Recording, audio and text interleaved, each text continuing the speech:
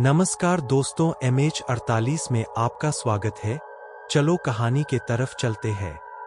मुजफ्फरपुर के उस जंगल में आज भी लोग सूरज ढलते ही जाना बंद कर देते हैं, क्योंकि जो पीपल का पेड़ दिन में छाया देता है, वही रात में एक लड़के और यक्षिनी के अधूरे डरावने प्रेम की गवाही देता है।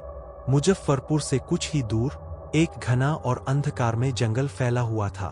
यह जंगल इतना घना था कि दिन के समय भी सूरज की रोशनी जमीन तक पहुंचने से पहले ही पत्तों में उलझ जाती थी।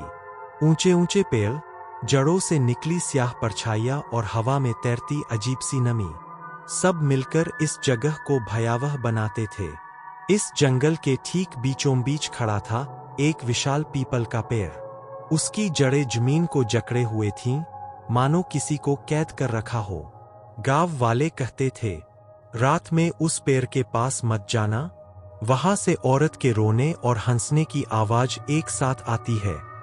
कई लोगों ने दावा किया था कि उन्होंने सफेद साड़ी में एक सुंदर लेकिन भयावह स्त्री को उस पेड़ के आसपास घूमते देखा है। गांव वालों का विश्वास था कि उस पीपल में एक यक्षिनी कैद है, जो प्रेम का लालच देकर आत्मा को बांध लेती है। अर्जुन, जो डर से नहीं, जिज्ञासा से चलता था। अर्जुन गांव का एक युवा लड़का था। उम्र भले ही कम थी, लेकिन सोच साहसी थी। वह उन कहानियों को अंधविश्वास मानता था। अगर डरकर ही जीना है, तो जीना किस बात का। वह अक्सर अपने दोस्तों से यही कहता। एक रात, जब चांद बादलों में छिपा हुआ था, अर्जुन ने तय किया कि वह उस पीपल के पेड़ के पास जाएगा। दोस्त डर गए, कोई साथ नहीं गया। अर्जुन अकेला ही जंगल की ओर बढ़ चला। जैसे जैसे वह अंदर गया, हवा ठंडी होती गई। पत्तों की सरसराहट अब फुसफुसाहट जैसी लगने लगी। तभी पीपल के नीचे हल्की नीली रोशनी चमकी। अचानक पेड़ के तने से एक आकृति बाहर निकली। लंबे खुले बाल, चमकती आंखें, चेहरा सुंदर, लेकिन उस सुंदरता में गहरा दुर्हक छुपा था। तुम डरते नहीं? उसकी आवाज सुनकर अर्जुन की रूह कांप गई, फिर भी वह रुका नहीं। अगर डरता होता तो यहां आता ही नहीं, अर्जुन बोला। वह यक्षिनी थी। उसने बताया कि सदियों पहले उसे एक तांत्रिक ने प्रेम के नाम पर धोखा देकर इस पीपल में कैद कर दिया था। वह आजाद नहीं हो सकती थी जब तक कोई सच्चे दिल से उसकी मदद न करे। दिन बीतते गए। अर्जुन हर रात पीपल के पेड़ के पास आने लगा। यक्षिनी उसे अपनी कहानी सुनाती, अपना अकेलापन, दर्द और सदियों से जमी पीड़ा। धीरे धीरे अर्जुन का डर खत्म हो गया। उसकी जगह स्नेह ने ले ली, और यक्षिनी पहली बार किसी इंसान पर भरोसा करने लगी। लेकिन जंगल यह सब देख रहा था। रात को अजीब घटनाएं होने लगीं। पेड़ अपने आप हिलते, किसी अदृश्य चीज के कदमों की आवाज आती, और अर्जुन के सपनों में खून से सनी आंखें उसे चेतावनी देतीं। एक रात यक्षिनी ने कहा, अगर तुम मुझे आजाद करना चाहते हो, तो 3 चीजें लानी होंगी। नीला रत्न जंगल के शापित तालाब से, सोने का कलश उजड़े मंदिर से, रात के फूलों की माला जो केवल अमावस्या में खिलती है।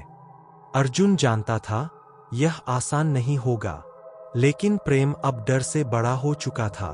तालाब का पानी काला नहीं, नीला चमक रहा था। जैसे ही अर्जुन अंदर उतरा, पानी में से हाथ निकल आए। चेहरों ने उसे घेर लिया, वापस जा।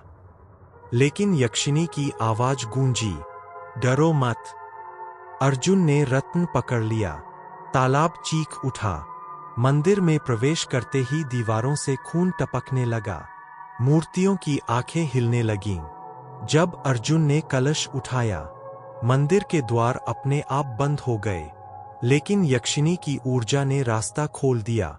अमावस्या की रात, जंगल जीवित हो उठा। पेड़ झुकने लगे, परछाइयां दौड़ने लगीं। जैसे ही अर्जुन ने माला तोड़ी, पीपल का पेड़ जोर से कांप उठा। तीनों वस्तुएं पीपल के नीचे रखी गईं। यक्षिनी ने मंत्र पढ़ा, हवा चीखी, जंगल रोया, और फिर पीपल की जड़ें टूट गईं। यक्षिनी आजाद हो गई। सुबह गांव वालों ने देखा, पीपल सूख चुका था, लेकिन अर्जुन, वह कभी वापस नहीं लौटा। आज भी कहते हैं, अमावस्या की रात उस जंगल में एक युवक और एक सुंदर स्त्री हाथों में हाथ डाले घूमते हैं, और जो उन्हें देख ले वह फिर कभी सामान्य नहीं रहता। अगर आपको यह कहानी डरावनी लगी तो याद रखिए, कुछ प्रेम कहानियां अमर नहीं होती, वे अभिशाप बन जाती है।